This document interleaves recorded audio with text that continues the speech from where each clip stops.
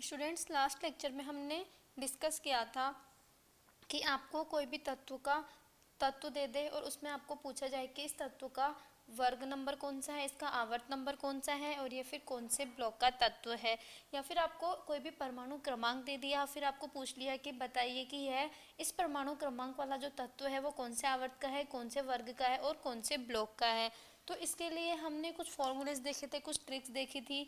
तो उससे हमने किसी भी तत्व का ब्लॉक, आवर्त और वर्ग किस प्रकार से निकालते हैं वो हमने सीख लिया था। तो देखिए, एक बात और आपको ध्यान में रखनी है, वह बात क्या है कि जितनी भी अक्रिय गैसेज है उनका परमाणु क्रमांक आपको याद में रखना है। अक्रिय गैसेज अपनी जो होती है 18वें वर्ग में पाई जाती है, ये सभी को पता है। पी ब्लॉक का जो 18वां वर्ग है उसको हम शून्य वर्ग या फिर जीरो वर्ग भी कहते हैं, और उसमें जितने भी तत्व हैं वो सारे क्या हैं, अक्रिय गैसेज। तो 18वें वर्ग के जितने भी तत्व हैं उनका परमाणु क्रमांक आपको याद में रखना है, क्योंकि इनके परमाणु क्रमांक लिख करके हम इनसे आगे वाले जो तत्व होते हैं उनका परमाणु क्रमांक हम डायरेक्ट लिख सकते हैं। देखिए कौन कौन से तत्व आते हैं वो मैं एक बार यहाँ पे लिख रही हूँ। Helium, neon, organ, krypton, xenon और आरएन और ओजी। तो ये 18वें वर्ग के तत्व होते हैं। अब इनका इलेक्ट्रॉनिक विन्यास कितना होता है? हीलियम का होता है। केवल मैं यहाँ पे बाह्यतम कोश के इलेक्ट्रॉनिक विन्यास की बात कर रही हूँ। बाह्यतम कोश का इलेक्ट्रॉनिक विन्यास ही यहाँ पे मैं लिख रही हूँ 1s2। इसका होगा 3s2, 2s2 और 2p6। इसका होगा 3s2, 3p6। इसका होगा 4s2, 4p6। ये अलग अलग आवर्त के अकॉर्डिंग हम यहाँ पे इनको लिखते हैं। जैसे पहले आवर्त में है तो 1s2, दूसरे में तो 2s2, तीसरे में तो 3s2। इसी प्रकार से इनका क्रम लगातार चलता रहता है। फिर ये कितना आ जाएगा? जीनोन का कितना आएगा? 5s2, 5p6। उसी प्रकार से रेडॉन का 6s2, 6p6, 7s2, 7p6। इस प्रकार से हम इनके तत्वों का इलेक्ट्रॉनिक विन्यास लिखते हैं और ये आपको ध्यान में रखना है। जैसे नियोन के बाद कौन सा तत्व आता है? सोडियम। तो सोडियम का इलेक्ट्रॉनिक विन्यास हम किस प्रकार से लिख देते हैं?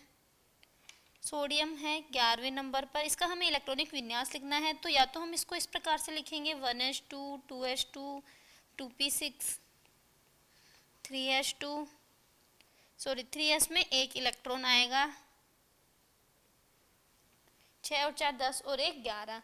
या तो हम इसको इस प्रकार से लिख सकते हैं या फिर हम इसको अक्रिय गैसेस के अकॉर्डिंग भी इसका इलेक्ट्रॉनिक विन्यास लिख लेते हैं। जैसे सोडियम से पहले जिस तत्व का भी हम इलेक्ट्रॉनिक विन्यास लिख रहे हैं तो हमें उस तत्व से पहले देखना है कि उस तत्व से पहले कौन सी अक्रिय गैस आ रही है। तो उस अक्रिय गैस को लिख करके डायरेक्ट उससे आगे का हम इलेक्ट्रॉनिक विन्यास लिख लेते हैं। जैसे सोडियम से पहले कौन सी तत्व आता है? नियोन। ये अक्रिय गैस है तो हम इसको इस प्रकार से भी लिख सकते हैं। नियोन का परमाणु क्रमांक होता है 10, तो 10 तक के अपने यहाँ तक इलेक्ट्रॉन कंप्लीट हो गए। फिर उसके बाद हम क्या आएगा? अपने नियोन के बाद ये 10 कंप्लीट हो गए, फिर 3s1। तो इसको इस प्रकार से भी हम लिख सकते हैं। जैसे हमें ऑर्गन के बाद 19 नंबर पर आता है पोटेशियम। इसका परमाणु क्रमांक लिखना है तो हम किस प्रकार से लिखेंगे? 1s2, 2s2, 2p6, 3s2, 3p, 6 और 4 10, 2 12, 3p6, 3p6 के बाद 4s में 1 इलेक्ट्रॉन।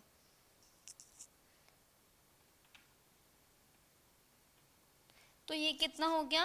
पोटेशियम का परमाणु क्रमांक 19 है, उसका हमने इलेक्ट्रॉनिक विन्यास लिख लिया। अब देखो पोटेशियम से पहले अक्रिय गैस कौन सी आती है? ऑर्गन, जिसका परमाणु क्रमांक कितना होता है? 18। तो हम पोटेशियम के इलेक्ट्रॉनिक विन्यास को हम इस प्रकार से भी लिख सकते हैं ऑर्गन। तो ऑर्गन 18 अपना यहाँ तक कंप्लीट हो गया। फिर हम यहाँ पे उसको इस प्रकार से भी लिख सकते हैं ऑर्गन 4s1। तो हम तत्वों के इलेक्ट्रॉनिक विन्यास को उनके अक्रिय गैसों के इलेक्ट्रॉनिक विन्यास के साथ में भी लिख सकते हैं, या फिर पहले हम कोई भी तत्व जितनी भी अपने अक्रिय गैसेज होती है उन तत्वों को लिखेंगे, फिर हम उससे आगे के इलेक्ट्रॉनिक विन्यास को लिखेंगे। तो ये छोटा सा इम्पोर्टेंट कॉन्सेप्ट है जो आपको याद में रखना है। चलिए अब अपन न्यू टॉपिक स्टार्ट करते हैं, जो कि एक पूरा थ्योरेटिकल टॉपिक है, और उस टॉपिक का नाम है धातु, अधातु और उपधातु। क्या नाम है? धातु, अधातु और उपधातु। तो हम बात करेंगे धातु क्या होती है, अधातु क्या होती है, उपधातु क्या होती है, और इनकी क्या क्या विशेषताएं होती है, क्या क्या इनमें गुण पाए जाते हैं। धातु, अधातु और उपधातु। तो देखिए, तत्वों को SPDF ब्लॉक में तो डिवाइड किया गया ही है, उसके अलावा भी तत्वों को धातु, अधातु और उपधातु, इनमें भी इनके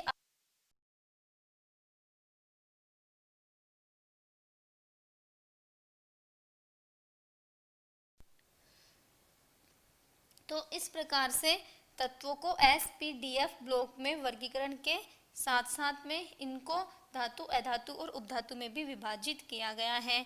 तो अब हम स्टार्ट करते हैं धातु से।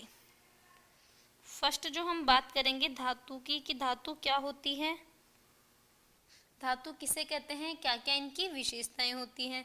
तो धातुएं क्या होती है? वे तत्व जो कि इलेक्ट्रॉन त्याग कर धनायन बनाने की प्रवृत्ति रखते हैं, उसे हम क्या कहते हैं? धातु कहते हैं। धातु क्या होती है? वे तत्व जो इलेक्ट्रॉन त्याग कर धनायन बनाने की प्रवृत्ति रखते हैं, धातु कहलाते हैं। तो यहाँ पे इसे नोट करते हैं हम साथ में। वे तत्व जो इलेक्ट्रॉन त्याग कर धनायन बनाने की प्रवृत्ति रखते हैं,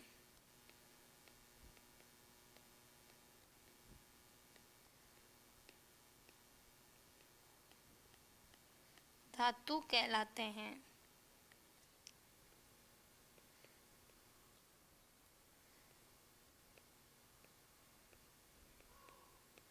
वे तत्व जो इलेक्ट्रॉन त्याग कर धनायन बनाने की प्रवृत्ति रखते हैं, धातु कहलाते हैं। अब धातु होती है जो परमाणुओं के साथ मिलकर धात्विक बंध बनाते हैं। क्या बनाते हैं? धात्विक बंध। किस किस के मध्य पाया जाता है? धातु और परमाणुओं के मध्य। अब देखिए, अपनी जो आवर्त सारणी होती है उसमें टोटल 118 तत्व पाए जाते हैं। कितने तत्व पाए जाते हैं? 118 तत्व। अब इन 118 में से अधिकतर जो तत्व हैं वो धातु हैं, या फिर हम कह सकते हैं कि आवर्त सारणी में उपस्थित तत्वों में से 78% तत्व हैं वो कैसे हैं? धातु हैं, जो कि आवर्त सारणी में बाईं ओर उपस्थित होती है। धातुएं आवर्त सारणी में कहाँ उपस्थित होती है? बाईं ओर। तो यहाँ पे इसको लिख देंगे कि धातु आवर्त सारणी में बाईं ओर उपस्थित होती है। वैसे तो धातुएं P ब्लॉक्स में भी पाई जाती है, D ब्लॉक में भी पाई जाती है, लेकिन ज़्यादातर जो S ब्लॉक के तत्व हैं वो सारे ही क्या होते हैं? धातु होते हैं। तो आवर्त सारणी में बाईं ओर उपस्थित होती है। मध्य भाग में भी पाई जाती है, जैसे सोना, चांदी, ये भी धातुएं D ब्लॉक में पाई जाती है।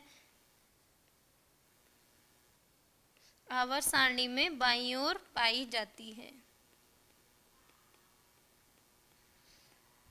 अब हम इनके एग्जाम्पल्स देख लेते हैं कि धातुओं के कौन कौन से एग्जाम्पल हैं, कौन कौन से तत्व हैं जो कि धातु कहलाते हैं।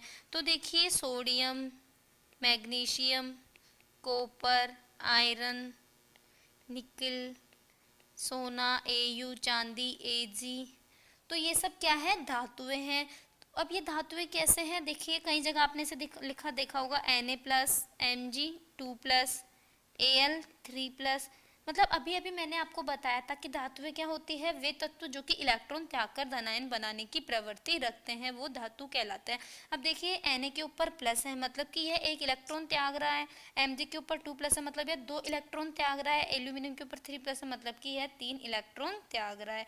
तो यह धातु, ये तत्व क्या है? धातु। अब हम बात करते हैं इनकी विशेषताओं की या फिर इनके गुणों की, कि धातुओं के क्या क्या गुण पाए जाते हैं। तो अब हम यहाँ पे हेडिंग डालते हैं गुण, और यहाँ पे एक एक को समझते हुए हम उनको नोट करते हैं। आप भी साथ साथ में अपनी नोटबुक में इन सभी को नोट करते जाएंगे। तो देखिए, इनके क्या क्या गुण होते हैं। सबसे पहला हम बात करते हैं फर्स्ट पॉइंट की, जो कि है धातुएं होती है वो कमरे के ताप पर ठोस होती है। कैसी होती है? ठोस होती है। तो हम इसको लिखेंगे कि धातुएं कमरे के ताप पर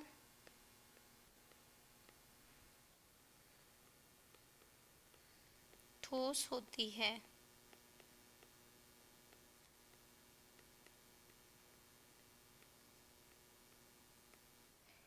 लेकिन इसमें यहाँ पे एक अपवाद पाया जाता है। एक ऐसी धातु है जो कि धातु होते हुए भी द्रव अवस्था में पाई जाती है, और वह अपवाद क्या है? तो देखिए यहाँ पे उस अपवाद को देख लेते हैं कि Hg या फिर मरकरी, या फिर हम जिसे कहें Hg जो होती है अपने मरकरी, यह धातु होते हुए भी यह द्रव अवस्था में पाई जाती है। तो यह यहाँ पे अपवाद होता है। पारा जिसे हम कहें मरकरी, या फिर इसे पारा भी कहते हैं। तो इसका परमाणु क्रमांक होता है 80। कितना होता है इसका परमाणु क्रमांक? 80। तो अभी मैंने इसका फर्स्ट गुण देखा था, फर्स्ट इसकी प्रॉपर्टी देखी थी। वह क्या थी प्रॉपर्टी? कि धातुएं कमरे के ताप पर ठोस होती है या फिर ठोस अवस्था में पाई जाती है। लेकिन यहाँ पे एक अपवाद हमें देखने को मिलता है, और वह अपवाद क्या है? मरकरी जो तत्व होता है जिसका परमाणु क्रमांक 80 होता है, तो मरकरी धातु होते हुए भी द्रव अवस्था में पाया जाता है। तो यह इसमें अपवाद है कि यह द्रव अवस्था में पाया जाता है, जबकि इसे किस अवस्था में होना चाहिए था? ठोस अवस्था में, क्योंकि धातुएं कैसी होती है? ठोस होती है। जैसे आपको एग्जाम में क्वेश्चन देके पूछ सकता है कि ऐसा कौन सा तत्व है जो कि धातु होते हुए भी द्रव अवस्था में पाया जाता है, या फिर उस तत्व का परमाणु क्रमांक बताओ जो कि द्रव अवस्था में पाया जाता है और वह कैसा है? धातु है। तो आप क्या आंसर देंगे? परमाणु क्रमांक कितना है? 80। और वह तत्व कौन सा है? मरकरी या फिर पारा, जो कि धातु होते हुए भी द्रव अवस्था में पाया जाता है। अब हम सेकंड इसकी प्रॉपर्टी देखते हैं। सेकंड प्रॉपर्टी क्या होती है इसकी? कि धातुएं चमकीली होती है। कैसी होती है? चमकीली होती है, मतलब कि इनमें विशेष प्रकार की चमक पाई जाती है। नेक्स्ट हम इसमें प्रॉपर्टी देख रहे हैं, धातुएं चमकीली होती है, मतलब कि इसमें विशेष प्रकार की चमक पाई जाती है। चमकीली होने का मतलब क्या है? कि इनमें चमक पाई जाएगी। उसके बाद नेक्स्ट पॉइंट की बात करते हैं हम। नेक्स्ट पॉइंट क्या आता है? धातुओं के गलनांक एवं क्वथनांक उच्च होते हैं। कैसे होते हैं? उच्च होते हैं। तो ये कुछ पॉइंट्स हैं जो कि आप धातुओं के गुणों में लिखेंगे और आपको साथ में याद भी रखना है। तो धातुओं के गलनांक एवं क्वथनांक उच्च होते हैं। इनका जो मेल्टिंग और बॉइलिंग पॉइंट होता है वो हाई होता है। अब गलनांक और क्वथनांक है वो आप आगे की क्लासेस में पढ़ोगे। जब आप बीएससी करेंगे तब वहाँ पे आपके एक्सपेरिमेंट होंगे, कुछ आप प्रयोग करेंगे, वहाँ पे आपको किसी भी तत्व का गलनांक निकालना होगा, क्वथनांक निकालना होगा। अभी सिर्फ आपको ये ध्यान रखना है कि इनके गलनांक और क्वथनांक उच्च होते हैं। किसके? धातुओं के।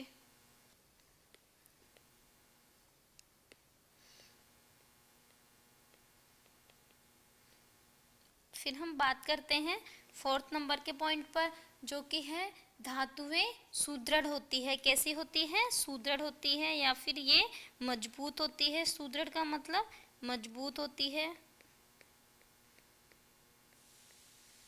नेक्स्ट पॉइंट की बात करते हैं हम। ये ताप तथा विद्युत की सुचालक होती है। कैसी होती है? सुचालक। ये कौन? धातुएं ताप तथा विद्युत की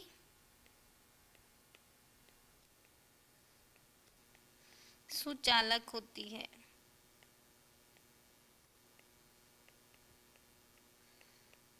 अब यहाँ पर एक वर्ड आया है सुचालक। तो सुचालक क्या होता है? सुचालक का मतलब क्या है? तो देखिए सुचालक का मतलब क्या होता है कि इसमें विद्युत धारा का प्रवाह पाया जाता है। कुछ ऐसे तत्व होते हैं या फिर ऐसे पदार्थ होते हैं जिनमें विद्युत धारा का प्रवाह पाया जाता है या फिर इलेक्ट्रॉन्स के प्रवाह पाया जाता है, उसे हम क्या कहते हैं? सुचालक। इनमें विद्युत का कुछ न कुछ गुण पाया जाएगा। विद्युत धारा का इसमें विद्युत धारा इनमें प्रवाहित होगी। अब विद्युत धारा क्या होती है? इलेक्ट्रॉन के प्रवाह की दर को ही हम क्या कहते हैं? धारा कहते हैं। कि मतलब इन तत्वों में इलेक्ट्रॉन्स का जो प्रवाह पाया जाएगा, धारा का प्रवाह पाया जाएगा। तो ये सुचालक का मीन हो गया यहाँ पे। चलिए अब हम नेक्स्ट पॉइंट के ऊपर आते हैं। 6 पॉइंट। ये कैसे होते हैं? आघातवर्धनीय होते हैं। अब आघातवर्धनीयता का मतलब क्या होता है? ये आघातवर्धनीय होते हैं, अर्थात इनको जब हथौड़े से पीटा जाएगा तो इनको हथौड़े से पीटकर इनको पतली चादर में ढाला जा सकता है, या फिर हथौड़े से पीटकर इनसे चादर बनाई जा सकती है। तो आप इसको इस प्रकार से लिखेंगे, ये आघातवर्धनीय होते हैं, अर्थात इनको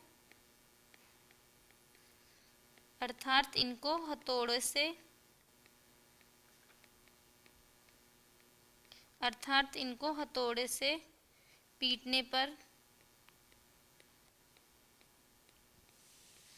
इनको पतली चादर में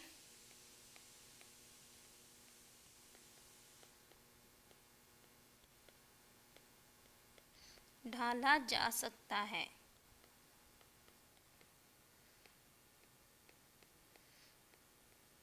तो आघातवर्धनीयता का मतलब क्या हो गया?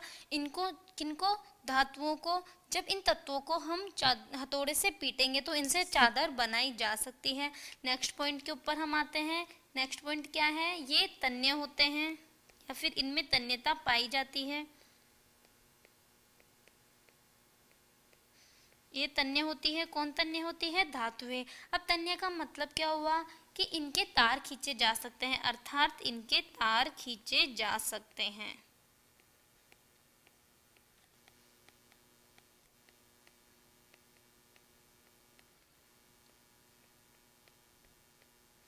तो ये हमने बात कर ली धातुएं क्या होती है, धातुओं के क्या क्या प्रॉपर्टीज होती है, क्या क्या इनकी गुणधर्म होते हैं, क्या क्या इनकी विशेषताएं पाई जाती है।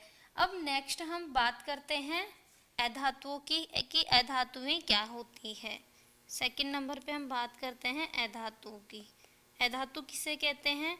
धातु हमने किसको कहा था कि वे तत्व जो कि इलेक्ट्रॉन त्याग करके धनायन बनाने की प्रवृत्ति रखते हैं, वो क्या कहलाते हैं? धातु कहलाते हैं। अब अधातु क्या कहते हैं? क्या अधातु क्या होते हैं? ऐसे तत्व जो इलेक्ट्रॉन को ग्रहण करके ऋणायन बनाने की प्रवृत्ति रखते हैं। कोई तत्व इलेक्ट्रॉन ग्रहण करता है तो क्या बनाता है? ऋणायन बनाता है, और इलेक्ट्रॉन त्याग कर क्या बनाता है? धनायन बनाता है। तो ऐसे तत्व जो इलेक्ट्रॉन को ग्रहण करके ऋणायन बनाने की प्रवृत्ति रखते हैं, उन तत्वों को क्या कहते हैं? अधातु कहते हैं। तो यहाँ पे इसकी डेफिनेशन लिखेंगे, ऐसे तत्व जो इलेक्ट्रॉन को ग्रहण करके ऋणायन बनाने की प्रवृत्ति रखते हैं, वो तत्व क्या कहलाते हैं? अधातु।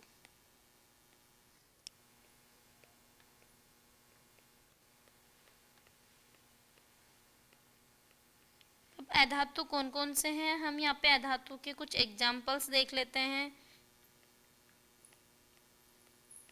कि कौन कौन से तत्व हैं जो कि अधातु कहलाते हैं।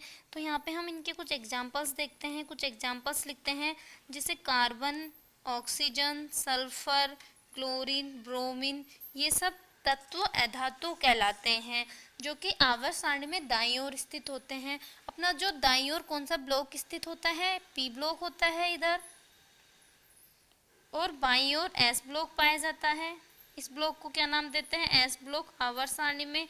और इन दोनों के बीच में डी ब्लॉक स्थित होता है, और सबसे नीचे एफ ब्लॉक पाया जाता है। तो इधर वाले जो तत्व होंगे वो कैसे होंगे? धातुएं।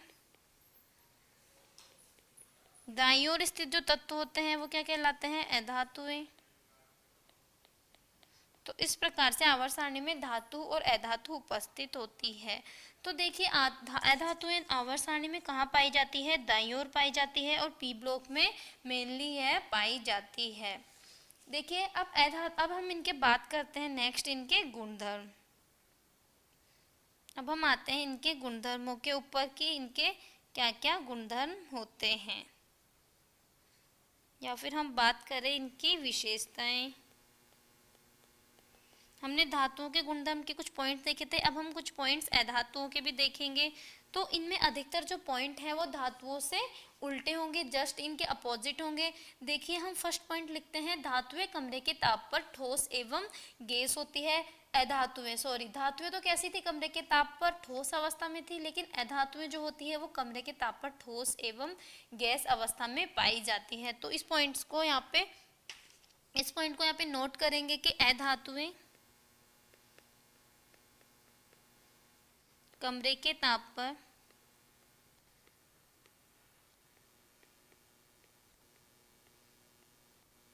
ठोस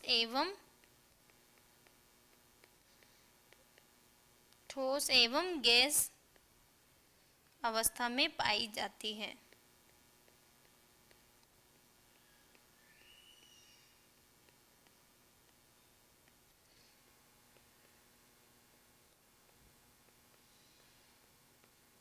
लेकिन यहाँ पर भी हमें एक अपवाद देखने को मिलता है, और वो अपवाद क्या है?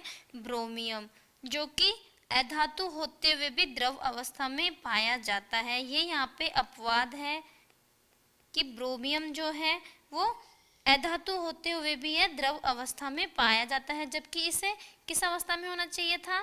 ठोस या फिर गैस अवस्था में होना चाहिए था, क्योंकि अधातु का गुण होता है कि सभी जो अधातु होती है ठोस एवं गैस अवस्था में पाई जाती है। लेकिन यहाँ पर एक अपवाद है, और वह अपवाद क्या है? ब्रोमियम, जिसका परमाणु क्रमांक होता है 35, जो कि द्रव अवस्था में पाया जाता है। तो चलिए अब हम नेक्स्ट पॉइंट के ऊपर डिस्कस करते हैं। नेक्स्ट पॉइंट क्या है? तो नेक्स्ट पॉइंट है, इनके गलनांक एवं क्वथनांक कम होते हैं। धातु के तो गलनांक और क्वथनांक ज्यादा थे, उच्च थे, इनके गलनांक और क्वथनांक कम होते हैं।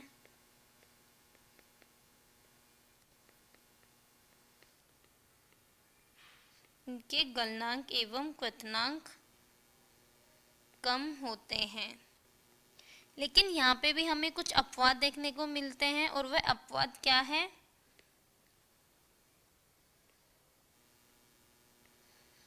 कि दो तत्व बोरोन और कार्बन, इनके गलनांक और क्वथनांक उच्च होते हैं। ये यहाँ पे अपवाद पाया जाता है इनमें, इन दो तत्वों में, कि अधातुओं के गुण के अकॉर्डिंग इनके गलनांक और क्वथनांक कम होने चाहिए, लेकिन इनके गलनांक और क्वथनांक उच्च होते हैं। अब देखिए नेक्स्ट पॉइंट की बात हम करते हैं। नेक्स्ट पॉइंट 3rd नंबर का, जो कि है, इनमें बहुत कम मात्रा में विद्युत का प्रवाह होता है, या फिर हम कहें कि अधातुएं विद्युत की कुचालक होती है। कैसी होती है? कुचालक। धातुएं कैसी थी? विद्युत की सुचालक। अधातुएं विद्युत की कुचालक होती है, या फिर हम अल्पचालक भी कह सकते हैं, कि बहुत कम मात्रा में, अति अल्प मात्रा में इनमें विद्युत प्रवाहित होती है। तो उसे हम नेगेटिव, नेग्लिजिबल मान लेते हैं कि विद्युत की कैसी होती है? कुचालक होती है, या फिर बहुत अति अल्प मात्रा में विद्युत प्रवाहित होती है, जिसकी वैल्यू कैलकुलेट नहीं की जा सकती। अब हम नेक्स्ट प्रॉपर्टी के ऊपर आते हैं। इनमें तन्यता अनुपस्थित होती, या फिर इनमें तन्यता नहीं पाई जाती। मैंने अभी आपको बताया था ना कि जो अधातुएं होती हैं उनके गुणधर्म होते हैं, वो कुछ गुणधर्म धातुओं के गुणधर्मों से जस्ट अपोजिट होते हैं, इनके जस्ट उल्टे होते हैं।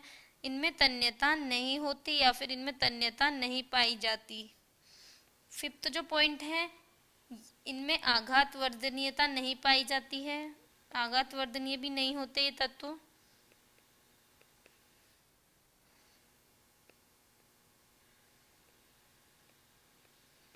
इनमें आघात वर्धनीयता भी अनुपस्थित होती है, या फिर नहीं पाई जाती। एक पॉइंट है जो इसमें विशेष होता है, वह धातुओं में नहीं पाया जाता है। वह पॉइंट क्या है? कि इनमें भंगुरता का गुण पाया जाता है। 6 नंबर का पॉइंट है, इनमें भंगुरता का गुण पाया जाता है। भंगुरता मतलब टूट जाना। इनमें भंगुरता का गुण पाया जाता है। अब भंगुरता का मतलब क्या होता है? टूट जाना। कैसे टूट जाना? इजीली तो ये नहीं टूट सकती, लेकिन जब इनको हथौड़े से पीटेंगे या फिर इनके ऊपर कुछ फोर्स डालेंगे, हम इनके ऊपर प्रेशर डालेंगे, तो ये टूट जाएगी। जैसे हम इसे एक ईंट के एग्जांपल से लेकर समझ सकते हैं। ये ईंट है एक, इसके ऊपर मैंने एक ईंट और रख दी, इसके ऊपर एक ईंट और रख दी, तो ये ईंट टूट जाएगी क्या? इजीली नहीं टूटेगी। हम अपना जो घर है उसमें रहते हैं, उसमें क्या किसका बना होता है? घर ईंटों का।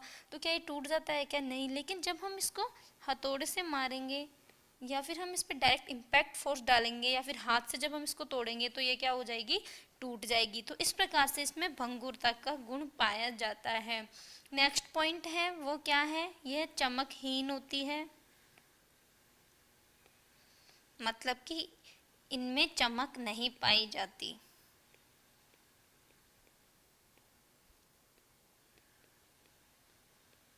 इसका मतलब क्या हुआ, इनमें चमक नहीं पाई जाती। तो हमने धातु और अधातु इनके क्या क्या होती है, इनके गुणधर्म क्या क्या होते हैं, उनके बारे में बात कर ली। अब हम नेक्स्ट बात करते हैं तीसरे नंबर पर उपधातु के बारे में कि उपधातु क्या होती है। उपधातुएं, तो उपधातुएं क्या होती हैं, कुछ तत्व ऐसे होते हैं जो कि धातु अधातु दोनों के गुण दर्शाते हैं, या फिर कुछ तत्वों में धातु और अधातु दोनों के लक्षण सम्मिलित रूप से पाए जाते हैं, उन तत्वों को हम अधातु कहते हैं। इनके एग्जाम्पल जैसे gallium, silicon, arsenic, antimony, tellurium. तो इसको यहाँ पे एक बार नोट कर लेते हैं कि कुछ तत्वों में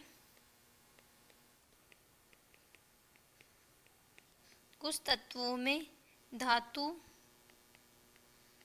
अधातु, धातु तथा अधातु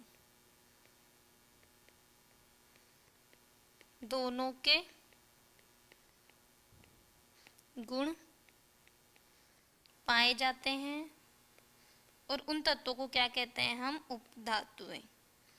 ऐसे तत्व जो धातु अधातु दोनों के ही लक्षण दर्शाती है, उन्हें उपधातुएं कहते हैं। सब मेटल्स, इंग्लिश में मेटल धातु को मेटल, नॉन मेटल अधातुओं को, और सब मेटल उपधातुओं को।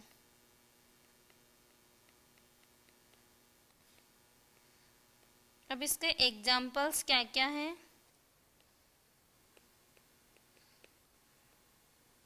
जर्मेनियम, सिलिकॉन, आर्सेनिक, एंटीमनी और टेलुरियम, ये उपधातुएं होती हैं जो कि आवर्त सारणी में पाई जाती है। तो आपको ध्यान में रखना है कौन कौन से तत्व हैं जो कि उपधातु कहलाते हैं। तो हमने अपना जो टॉपिक था धातु अधातु और उपधातु, इसके ऊपर हमने डिस्कस कर लिया। अब हम नेक्स्ट बात करते हैं धात्विक लक्षण के बारे में कि धात्विक लक्षण क्या होते हैं। एक वर्ग में या फिर आवर्त में धात्विक लक्षणों में जो परिवर्तन होता है वो किस प्रकार से होता है, फिर इनमें क्या क्या परिवर्तन आता है। तो देखिए हम बात कर रहे हैं नेक्स्ट धात्विक लक्षण के बारे में। धात्विक लक्षण,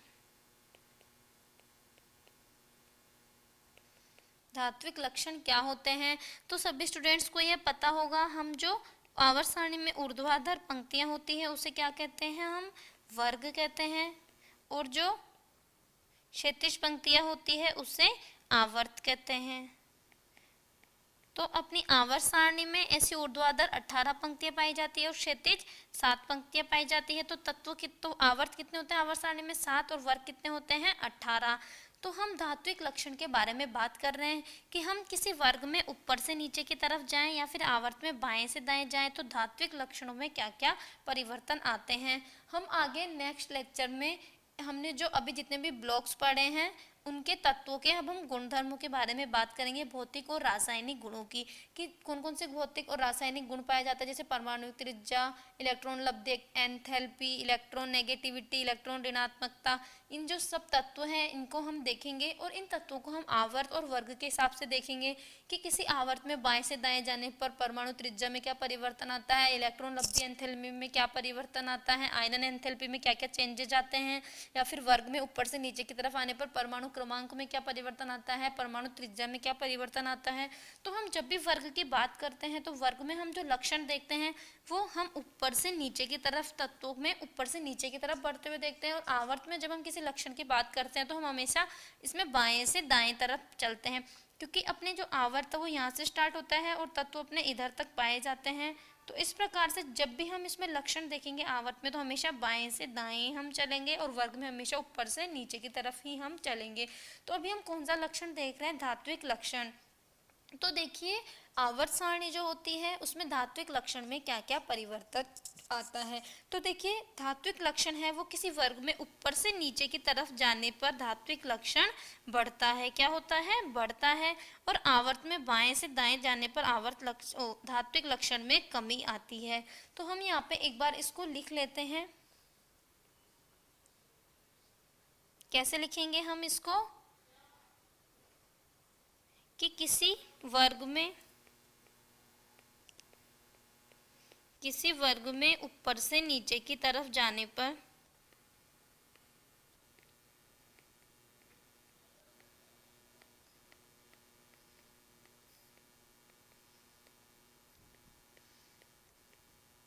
धात्विक लक्षण बढ़ता है।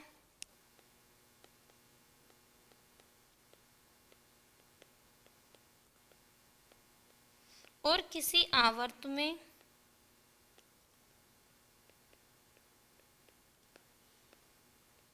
बाएं से दाएं जाने पर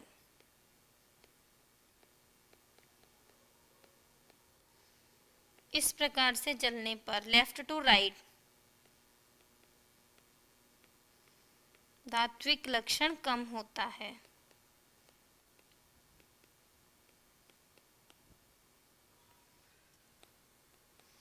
जैसे हम किसी वर्ग को लेकर हम उसका एग्जाम्पल देख लेते हैं और हम आवर्त की भी यहाँ पे बात कर लेते हैं कि वर्ग में किस प्रकार से परिवर्तन आता है धात्विक लक्षण में और आवर्त में किस प्रकार से परिवर्तन आता है। तो देखिए, जैसे मैंने फर्स्ट वर्ग के कौन कौन से तत्व हैं वो लेती हूँ मैं। Lithium, sodium, potassium, rubidium, caesium. तो मैंने फर्स्ट ग्रुप के तत्व ले लिए। अब अभी अभी मैंने आपको बताया कौन से वर्ग के तत्व हैं, पहले वर्ग के तत्व हैं। तो अभी अभी मैंने आपको बताया कि किसी भी वर्ग में ऊपर से नीचे की तरफ जाने पर, ऊपर से नीचे चल रहे हैं हम, धात्विक लक्षण बढ़ते हैं। क्या होते हैं? धात्विक लक्षण बढ़ते हैं। ये बढ़ने का साइज है। जैसे हाइड्रोजन से ज़्यादा धात्विक लक्षण लिथियम के होंगे, लिथियम से ज़्यादा सोडियम के होंगे, सोडियम से ज़्यादा पोटेशियम के होंगे। तो इस प्रकार से मैं एरो बना सकती हूँ यहाँ पे। तो आपको एग्जाम में कोई से भी दो तत्व दे देंगे, जैसे पोटेशियम दे दिया, रुबिडियम दे दिया। अब इन दोनों में से आपको पूछ लिया किसका धात्विक लक्षण ज़्यादा है, तो उसको सही क्रम में व्यवस्थित करो। तो आप किस प्रकार से व्यवस्थित करेंगे? सबसे पहले हम देखेंगे कि रुबिडियम पहले आता है या फिर पोटेशियम। तो पहले कौन सा तत्व आता है? पोटेशियम। पोटेशियम के बाद क्या आता है? रुबिडियम। तो हम किसी वर्ग में ऊपर से नीचे की तरफ जाते हैं तो धात्विक लक्षण बढ़ते हैं। तो पोटेशियम से ज़्यादा धात्विक लक्षण किसके होंगे? रुबिडियम के। तो इस प्रकार से यह इसका सही क्रम में अरेंजमेंट, सही क्रम में यह व्यवस्थित हो गया। अब हम बात करते हैं आवर्त की। जैसे कोई आवर्त का एग्जांपल ले लिया मैंने, carbon, nitrogen, oxygen, fluorine, neon. ये एक आवर्त के तत्व है। अब आवर्त में क्या होता है? आवर्त में हम बाएं से दाएं जाते हैं तो इनके धात्विक लक्षण कम होते हैं। क्या होते हैं? कम होते जाते हैं। तो सबसे ज़्यादा धात्विक लक्षण इसका होगा, उससे कम इसका, इसका। तो इस प्रकार से धात्विक लक्षणों में लगातार कमी आती जाती है। तो वर्ग में तो धात्विक लक्षण बढ़ते हैं और आवर्त में क्या होते हैं? कम होते हैं। तो इस प्रकार से आपको कोई से भी तत्व दे तो आप उनको व्यवस्थित कर सकते हैं। तो आप कुछ क्वेश्चंस लेकर उनको सॉल्व करके देखेंगे और कोई प्रॉब्लम आए तो उसको क्लास में मेरे से डिस्कस कर सकते हैं आप। तो चलिए आज हम यहीं तक बात करेंगे।